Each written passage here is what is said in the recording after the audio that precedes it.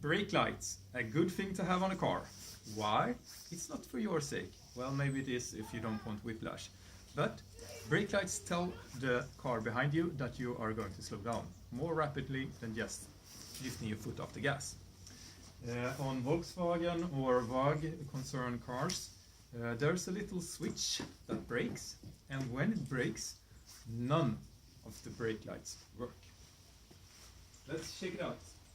I will press the brake pedal and you will check if the lights works. Are you ready? Yes. I'm pressing it. It doesn't work. Awesome. From the people in the know, it's very, very, very easy to change. However, when I check it out, the usually very, very, very easy to change is not very, very easy to change at all. Well, here's the part number in Europe. I don't know if it's for the US market and such as well. It's a brake light switch, and that's the part number. This is what it looks like. On some cars there are screws that actually holds it, and some cars like this you have to figure it out for yourself. Ain't no screws. It's a very simple plug, and it's a stop, so press, you see it for yourself. Instruction included. So let's find out how it looks with the old plug switch brake light thingy. Come on over here. So let's find out.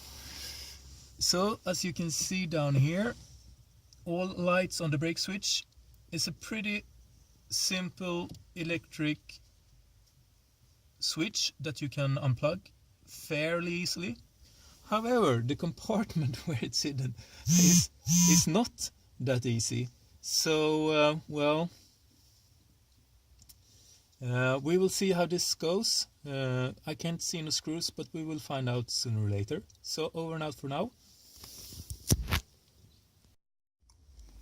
Okay, so it actually was much easier than I anticipated. The old part came loose. First off, you have to, of course, hold in the edges of the contact so you can pull it out. It's a common one. It's very easy. It's four leads leading in and plop it out. This is the old part. This is the new one. Nice with purple, I guess. Lilac. Some color. The old one was pushed in pretty far. In the instructions it says that you should actually attach it like this. So that's what we will do. It was very straightforward. You can see this two ridges here. There are no screws or anything, so these two edges or ridges are the ones that you will use. And as you can see by the black here on the main body, is that you will actually push it in, or rather push it in and like that. What's that, 1/4 of a turn or less?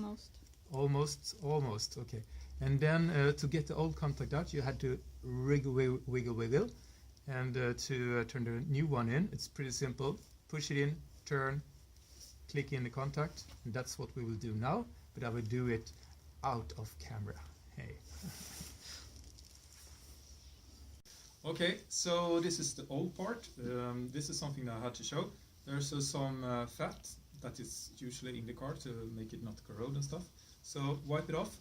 You don't have to wipe off the old one, but around where the new one is, you can wipe it off if you want to.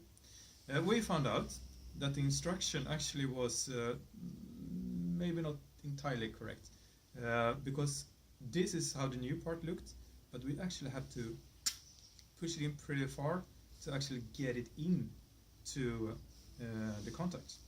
And once it was pushed in, then we just pushed it in and turned it, and then it was stuck.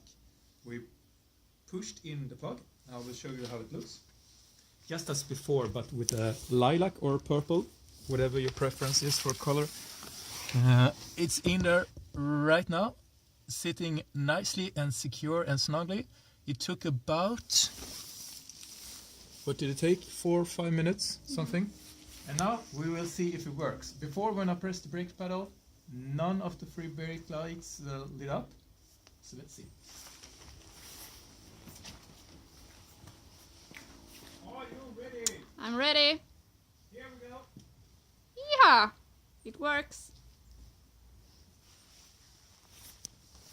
And that's pretty awesome, because we actually managed this in a very small amount of time. It wasn't too hard. We didn't have to remove anything. Just get the plug out, get the old part out, and in with the new one. Wiggle, wiggle, wiggle, and there you go. You can manage it yourself, but as always with brake-related problems, if you encounter a problem, not working parts, whatever, it's your responsibility and not mine. So, good luck to you. Bye.